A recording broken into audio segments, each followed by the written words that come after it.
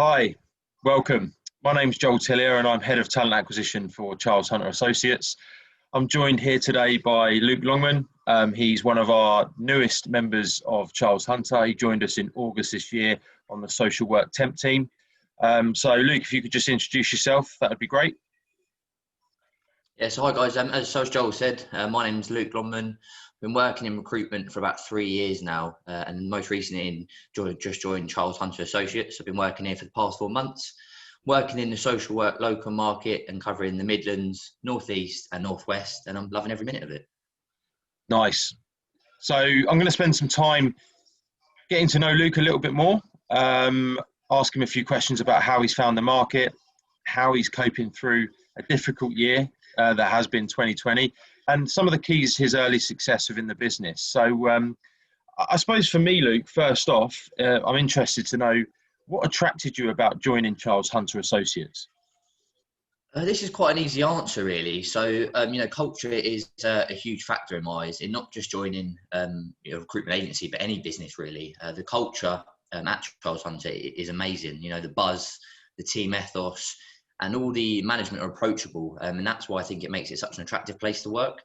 On top of this, you've got the ongoing incentives, consistent the booming market that we have at the moment, and it's also really fast paced. So it kind of made my decision quite easy.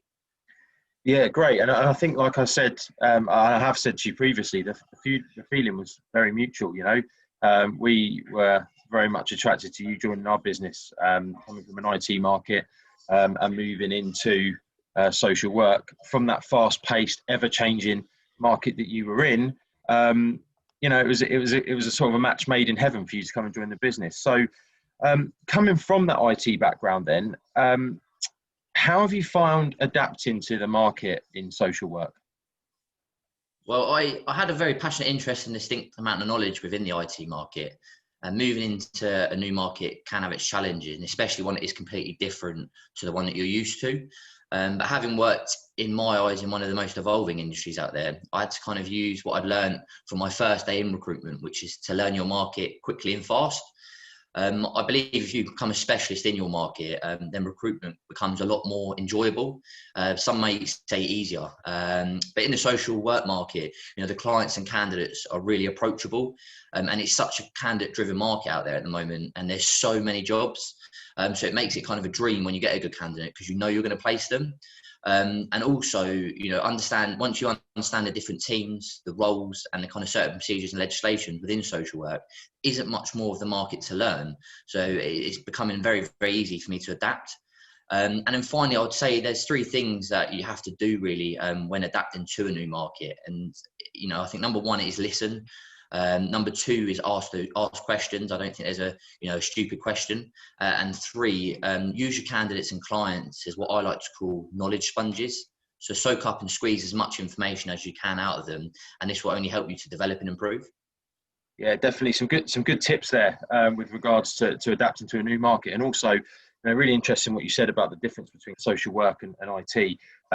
And we find that a lot. People that move into our sector from another one that's ever changing and fast paced. This is very, very much a case of, like you said, get a great candidate, and 9 times out of 10, you're going to be on the route to a winner. So that's great stuff.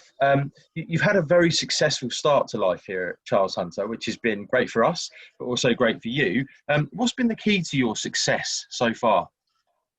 I know this is very cliche to say, but I love money. And if you aren't money motivated, then I believe you shouldn't be in recruitment. It's a very dog eat dog world out there. And if you aren't money savvy, hard working, determined, then I don't think you'll be successful. And I also believe, I had a very old school job as my first role in this lovely world that we call recruitment. And it was basically where the phone was glued to my ear, and I had to headhunt. And it kind of is quite easy to kind of transfer those skills into this role. So all of this really, along with the 3 points I stated just previously, have kind of been key to me having such a successful start at Charles Hunter Associates. Yeah, great. So obviously, your successes come from hard work and, determination. But it's been a difficult year, 2020, for a lot of people. So, how have you been able to stay motivated during this time? Yeah, you just mentioned it there. It's been a very difficult year, and I think no one expected COVID this year at all. I know recruitment's been hit very, very hard. I was made redundant myself, and it was difficult, really difficult to stay motivated and positive. But to anyone out there in the industry, I'd say that every cloud has a silver lining. Not just the social care and social work market that I'm in at the moment, but other markets are still thriving out there.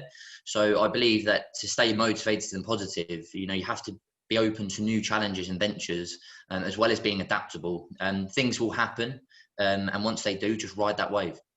Yeah, no, definitely. And again, it's the industry's taken a massive hit. Like you said, you've been made redundant. There's going to be a lot of people that have been in a similar position to you this year. And it's great to hear your success, and that there are still people out there who can stay motivated whilst working from home and keep themselves positive. So where does your love of recruitment come from, Luke? It's a very good question. Recruitment, I believe, is the most loved, hated role that I've ever kind of known. I think, I think me personally, having a couple of successful sales people in my family, it kind of made me want to become one too. I think no one ever said that recruitment was easy. And with the kind of true grit, determination, the other things and factors that I mentioned previously, that passion and drive, you start to love the wins of recruitment. And I kind of see it like a game, really. And I think that's why I love it. Yeah, cool. I mean, it's always nice when you've got that background, that sales background. It's almost ingrained in you, isn't it? It's genetically made up for you to be good at sales, maybe, or recruitment, because you've got it there. And I'm sure the members in your family that have been in sales or recruitment have had success as well, and that's just sort of led to you then having a successful career off the back of it. So putting recruitment aside for a minute, or maybe not, what do you like to do when you're not working hard doing recruitment, Luke? Not doing recruitment, Joel. I'm always working. Money never sleeps, mate. Money never sleeps. No, on a serious note, downtime is a massive part of being successful, I think, in recruitment. People call it the work-life balance. So having said that, I love football. I'm a hardcore West Ham fan. And so I'm usually glued to a TV screen, watching the ups and downs of being a Hammer. Mainly downs, yeah? Many downs, I would say. I'm also a huge lover of music, and I would say that I'm not too bad of a guitar player myself. Go and get it then. Let's do a little number. Oh, no, you put me on the spot now, Joel. You put me on the spot. The last thing, food is another thing that I enjoy. Not just eating it. I think everyone would say that. Exactly. But I think being in a kitchen, cooking new recipes, trying out new things is something that I like to do away from work. Yeah, good. And I think, work-life balance is so important now, more than ever. And us, as a business at Charles Hunter, we definitely promote that work-life balance. We really want people to obviously come in, work hard, get their head down and earn themselves money. But we also want you to enjoy life. Although you can't do it too much at the moment. But, outside of those working hours, it's important to get that downtime. Really important for your mental health to stay focused, stay positive, and stay, like I say, motivated. So, no, that's great. And sort of finally then, Luke, what advice would you give anybody who may be looking to get into recruitment or has been struggling during this difficult year doing recruitment? So following on from my answer kind of about the love of recruitment, I would say see it like a game. Practice makes perfect, and push yourself harder every day to try and win. You can't win every time, but when you don't win, it's what you do with that which will make the difference. So go back to the basics. One thing I've always been told is, once you nail the basics, everything else will fall into place. And finally, I'd say be adaptable. Recruitment's changed more than ever this year due to the pandemic. So be open to trying new things. And most of all, ask questions, speak your thoughts, and be a sponge. Yeah, good. Some great tips there for anybody who's tuned in and listened. It's been great getting to know you a little bit more, Luke, finding out a little bit more about your successes, what's kept you positive and motivated through what's been a difficult year for everybody, not just within our business, but within the industry as a whole. For anybody who's watching, we are always on the lookout for top talent. So, Luke's joined us from an IT background and transitioned very well into social work. And, you heard it here from him, how adaptable and how easy it was to make the change and still be successful. So If anybody who's watching this wants to hear more about Charles Hunter Associates and what we can offer, please get in contact with me. I'll be more than happy to discuss that with you in detail. But for now, Luke, thanks so much for your time today. It's been great catching up, and hopefully next time we do this, it'll be face to face with a nice cold beer, and we can talk about West Ham's failures and Chelsea's successes. No worries. Thanks very much, Joel. All the best, Luke. Take care, mate. Thanks for your time, mate. Bye.